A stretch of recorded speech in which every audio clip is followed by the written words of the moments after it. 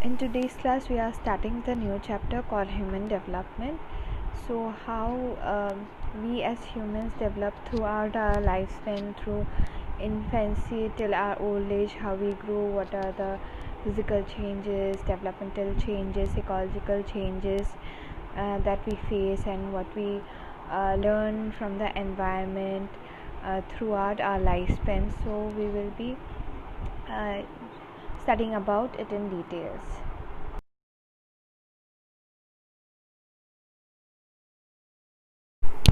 So in this chapter we are going to learning about how development happens throughout our lives.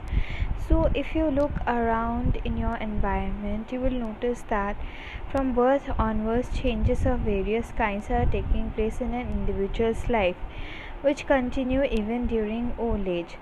So from the time of conception till the time of death, a human being is developing, changing.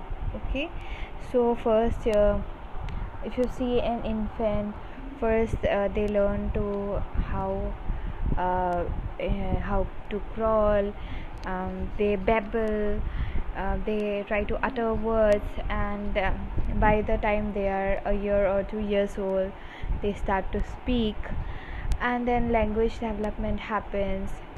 Then they go to school, and then comes your period of childhood, then adolescence, then adulthood, then old age comes. So development happens throughout life. Okay, so we will learn about the meaning of development first, what does it comprise of, and then perspective of lifespan development. Okay, so we change from time of our conception to the moment of our death. We not only change physically but in other ways as well. Like we use language, we develop social relationship, the way we think, our growth, everything develops over a lifespan. Okay, so development is a pattern of progressive, orderly, and predictable changes that begin at conception and continue throughout life. So first you were a zygote, you conceive in your mother's womb, you grow in your mother's womb, you take birth, you are in the period of infancy, childhood, adolescence, adulthood, old age. Okay, till the time of your death you keep changing. Okay, so this is how development happens. Okay, from the time of conception till the time of death. So but development is not simply a one-way process. It is an interplay between biological, cognitive, and socio-emotional processes. So some development happens due to our genes, which are inherited from parents. For example, your height, weight, brain, heart, lung development, etc. So if you have noticed that if your parents are short in height, then you are also going to be short. And the color of your skin also, the color of your skin your parents have, you are going to have the similar color as well. Okay, so this process is biological. Then in the process of development, we have the cognitive process as well. So cognitive process in development relate to mental activities which is associated with knowing and experiencing, such as thought, perception, attention, problem solving, etc. So how you think, how you perceive things from the environment, your attention capacity, your problem solving skills, all these are your mental activities which comprises cognitive processes. So these cognitive processes also change throughout your life. Okay, the way a 3-year-old would perceive his or her environment would be very different from how a 10-year-old would perceive his or her environment. Okay, so these are your mental activities. Then comes your socio-emotional processes that influence development, which refers to changes in an individual's interaction with other people.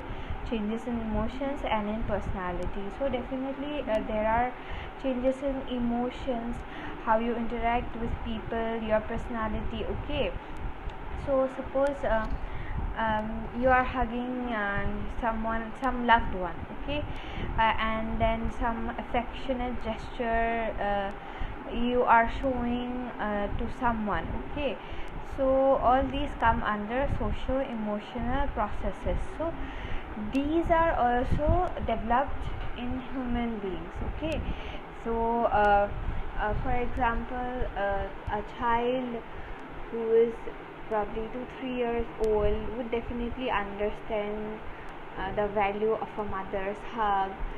uh, okay, but then there will be other complex emotions which a 3 or 2 year old kid won't be able to understand, but at your age you will be able to understand those.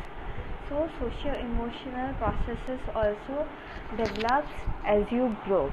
Okay, so now in the next slide we will be learning about lifespan perspective on development.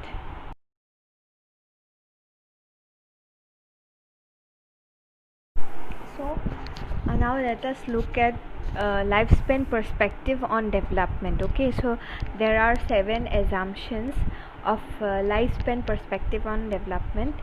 So let us look at what are they. So the first one is development is lifelong, that is, it takes place across all age groups starting from conception to old age. It includes both gains and losses, which interact in dynamic ways throughout the lifespan. Dynamic as in change in one aspect goes with changes in others. So now for example, when you are an adolescent at your age group, you are more energetic, but when you are growing older, then you are less energetic, but then you may have more cognitive skills because you will learn more with your experiences. You will mature more. So you are gaining in one way but you are losing in another way. Okay, so that's why development is dynamic. So the second point is the various processes of human development, that is biological, cognitive and socio-emotional, are interwoven in the development of a person throughout lifespan. So you see, development, like I already said, it's not a one way process. You just do not grow biologically, but you develop biologically plus cognitively, as in your mental processes, your mental capacity. Then socio emotionally also you become mature. So all these are interrelated to each other, and all these development happens throughout your lifespan. Then comes your third point, which says that development is multidirectional. Some dimensions or components of a given dimension of development may increase while others show decrement. For example, the experience of adults may make them wiser and guide their decisions. However, with increase in age, one performance is likely to decrease on tasks requiring speed, such as running. So I already gave this example that development is not just one directional. Okay, while you are developing, then you are losing also on something. Although the word development means that you are, I mean, it literally means to grow. Okay, but again there are certain things that you are losing as well. Okay, so as you are aging, then you are losing your youthful appearance, but you are gaining when it comes to your cognitive skills. Okay, so it's a multi-directional process. It's not only growth in one direction. Okay, so now the fourth point is development is highly plastic, that is, within person modifiability is found in psychological development. Though plasticity varies among individuals. So this means skills and abilities can be improved or developed throughout the lifespan. Okay, so it's not necessary that this particular development will have only in this stage. Okay, what I mean is that like some physical developments will happen only uh, uh, at your age. Okay, but then there are certain other things which can happen if a person tries to modify it in his or her life. For example, the development of language. Okay, usually that happens when you are very young, but you can learn a new language at any given point of time in your life, right? Now at this age also, if I want, I can learn a language. Okay, so I can acquire skills and abilities, and I can improve those skills and abilities throughout the lifespan. Okay, so development is highly plastic, that is, it is modifiable. Then the fifth point is development is influenced by historical conditions. So for example, the experiences of a 20-year-old during World War, or during the time when India was fighting for independence, will be very different from a 20-year-old of 2020, because the context is very different. Okay, at that point of time things were different, the environment was different, so their experiences were also different, and because of which development also gets influenced. So development is not only a biological process, your environment also has to play a role. Okay, and now another example, the career orientation of school students today is very different from those students who were in schools 50 years ago. So the way schools were 50 years ago is very different from how schools are nowadays. Now you're having classes digitally, online classes. Okay, but 50 years ago, if there was a pandemic like coronavirus, then I think they would have lost a whole year. They wouldn't be able to go to school, and they wouldn't be able to do their classes online. Okay, so the way you think, the way you perceive things, and your experiences, these play a very important role in your development.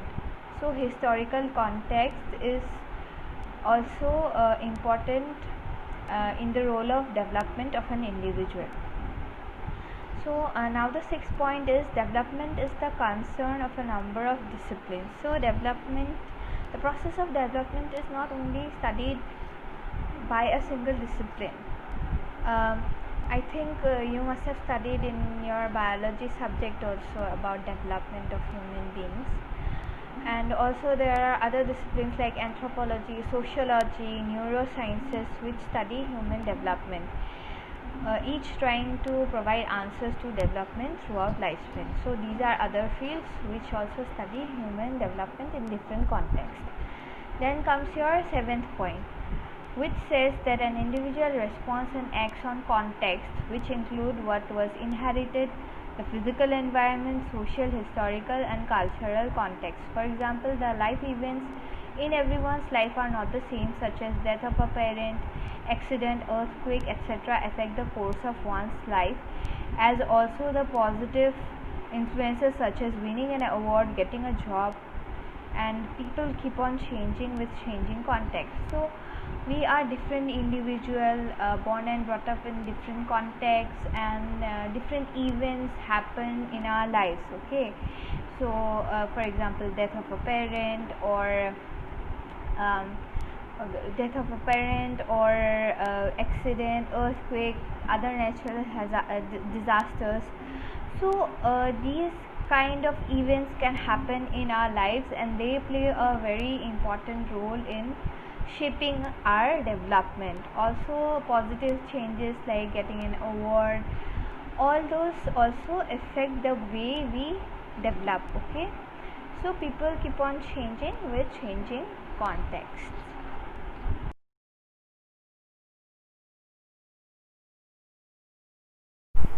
So in the box 4.1 4 definitions are given, so you have to understand the differences between these 4 terms. I am going to explain it one by one.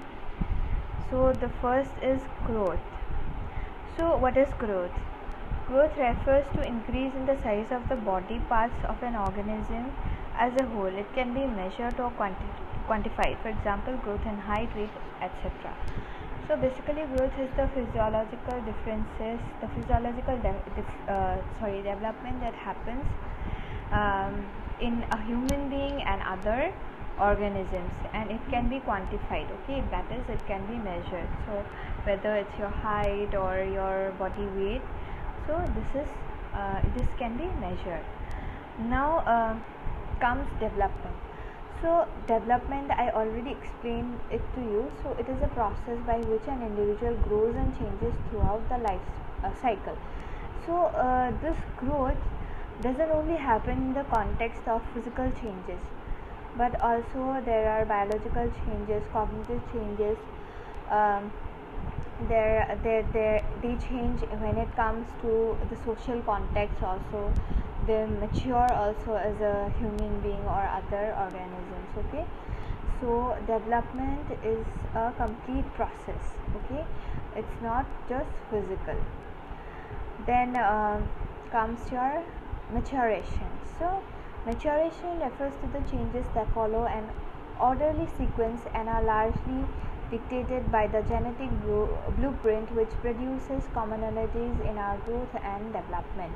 For example, most children can sit without support by 7 months of age, stand with support by 8 months, and walk by 1 year. So this is your maturity. Okay, so this happens because of your genetic blueprint and your growth and development. So children will talk around the age of 1 to 2 years. Language development happens. So this development is known as maturity. Okay, then comes your evolution. So what is evolution? Evolution refers to species changes. So in the previous chapter I already mentioned that evolution is a process which takes millions and millions of years. Okay, so the way you adapt to your environment, our predecessors, our ancestors, early men, the way they have adapted to their environment. So those skills and traits, they evolve, those traits stay. Okay, so survival of the fittest happen. So according to the needs of the environment, certain things got evolved more and certain things were discarded. Okay, so early men, they were mostly hunters and gatherers. So their teeth, okay, they had some more teeth on the back so that they could eat flesh of animals directly, but we don't have it anymore. And we won't be alive to see it, but in the coming millions of years there will be more changes in human beings, and the way we look now, human beings, Homo sapiens, will not look after millions of years later. Okay, so that's how the process of evolution happens.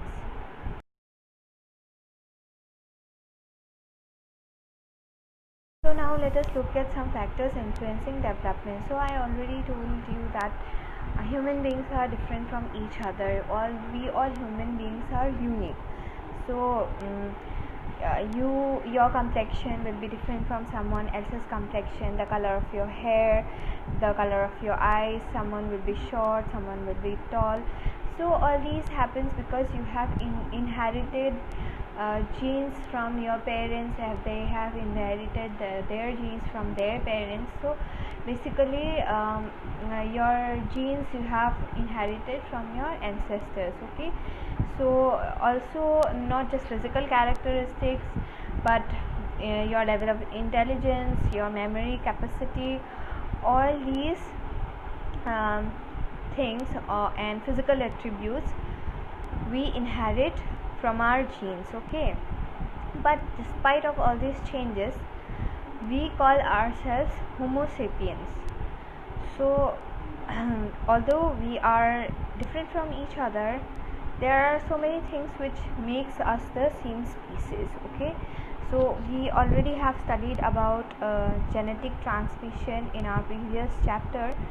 So you already know what is a genotype and what is a phenotype. Okay, so the actual genetic material or a person's genetic heritage is known as genotype. So whatever genetic materials that you inherit from your parents, collectively it is known as genotype.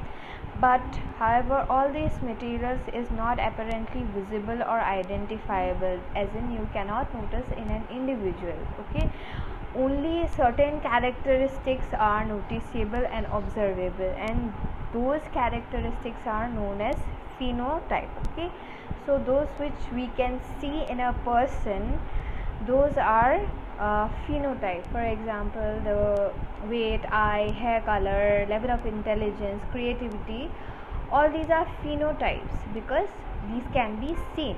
Okay, so um, so these observable characteristics of an individual are the result of the interaction between the person's inherited traits and the environment. So it's not only genes.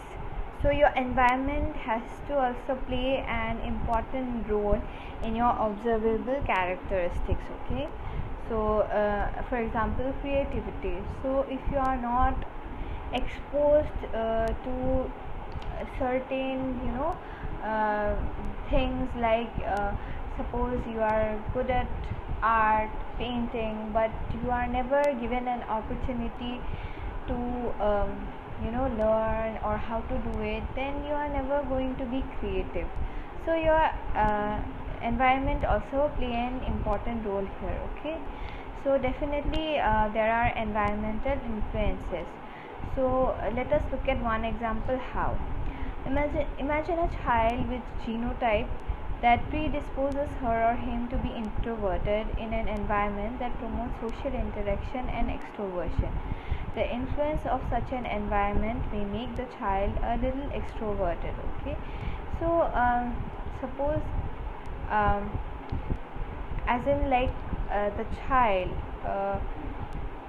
whatever he has inherited from his or her parents makes him introverted. Okay, so genes also play a very important role in how we are. So if our parents are a very extroverted kind, then we are also going to be extroverted, and if they are introverted kind, then we will also inherit that introverted genes. But again, environment also plays a very important role here. So if the child is exposed to an environment where they promote social interaction, then the child is going to be inclined towards introversion. Okay, so let us take another example here. An individual with short high genes, even if she or he is in a very good nutritional environment, will never be able to be taller than average. This shows that genes set the limit, and within that limit the environment influences development. Okay, so see here certain things the environment won't be able to influence. For example, if my parents are short, then definitely I'm going to be short only, no matter whatever I drink or how much I exercise or whatever it is. I'm not going to be a very tall person because that is in my genes. So there are limitations of how environment also plays a role in our development. Okay, but that is mostly the limitation of your physical growth. But also when it comes to intelligence also, if your parents have a very high level of IQ, then you are also likely to have a very high level of IQ. But again, environment also plays an important role here, because the more brain culture you will have, the more your brain will function. So if even if you are an average student, if you learn, if you practice daily, read and write, then definitely you are going to be more skilled. Okay, so environment also has to play an important role here. Okay.